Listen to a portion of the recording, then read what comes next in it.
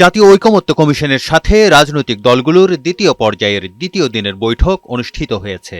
রাজধানীর foreign service একাডেমিতে সকালে এই আলোচনায় বিএনপি, জামায়াতে ইসলামী, এনসিপি, ইসলামী আন্দোলন, নাগরিক ঐক্য, গণ অধিকার ও গণসংহতি আন্দোলন অংশ নেয়।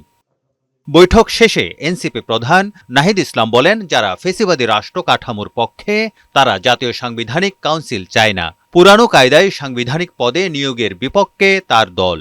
সেই দলগুলোর থেকে জানতে চেয়েছি যে আপনারা কি আগের রাষ্ট্র কাঠামোই চাচ্ছেন কিনা, যে আগের স্বৈরতান্ত্রিক বা আগের যেই দলীয়করণ করা হয়েছে রাষ্ট্রীয় প্রতিষ্ঠানগুলোকে, যার ফলে আসলে আমাদের নির্বাচন ব্যবস্থা ভেঙে পড়েছে। আমাদের দুর্নীতি দমন কমিশন সেটা শুধু বিরোধী দল বা বিরোধী নেতাদের দমন করার একটা কমিশনে পরিণত হয়েছে। আর বিএনপির স্থায়ী কমিটির সদস্য সালাউদ্দিন আহমেদ বলেন, জবাবদিহিতা না থাকায় জাতীয় সাংবিধানিক কাউন্সিল সমর্থন করা যাবে না। ন্যায়পাল প্রতিষ্ঠা ও ভারসাম্যমূলক রাষ্ট্রের কথা বলেন তিনি।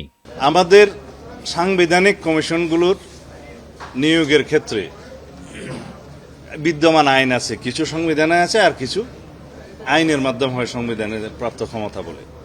সেই আইনগুলোকে আমাদের সংশোধন করতে হবে, আরো বেশি শক্তিশালী করতে। সাংবিধানিক প্রতিষ্ঠানের বিভিন্ন পদে নিয়োগের জন্য আলাদা একটি প্রতিষ্ঠানের গুরুত্ব অনুভব করছে রাজনৈতিক দলগুলো, এমনটাই জানান কমিশনের সহসভাপতি আলী রিয়াজ। যদিও এর কাঠামো বিষয়ে মতৈক্য আছে বলেও জানান তিনি।